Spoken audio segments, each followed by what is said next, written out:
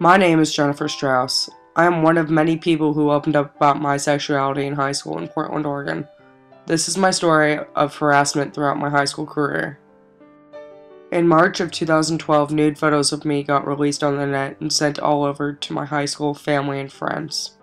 I was openly bisexual at the start of my freshman year of high school.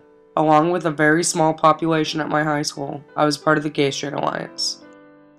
No one really knew, but I was teased and made fun of because I couldn't decide on if I was a lesbian or straight. I was teased in the locker room, so I decided to start changing for sporting events and PE in the bathroom stalls instead. Most of my friends from middle school stopped talking to me. I became more depressed over time and started thinking no one would accept me for who I am as a person and not care about my sexuality. My primary care doctor decided to treat my depression with an antidepressant. This was an attempt to make my serotonin levels higher in my brain. No one, not even my family, understood why I was so depressed. They all assumed it was a side effect of my ADHD medication. During my junior year of high school, I started horseback riding again.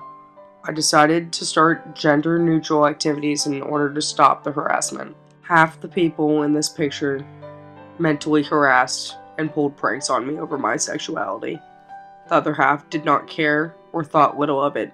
No one knew how hurt I was by their jokes. I just stayed quiet. My parents noted my isolation tendencies and quiet behavior. They decided I needed therapeutic treatment without knowing or trying to figure out what was the cause of the strange behaviors. I continued to be harassed online with pranks, jokes, and rumors around my high school about me. The antidepressant wasn't helping my mental state, and therapy seemed like a waste of my time.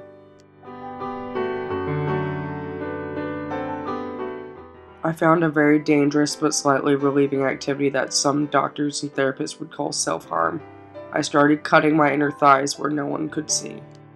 I spoke with my therapist and was taken off the ADHD medication I was on.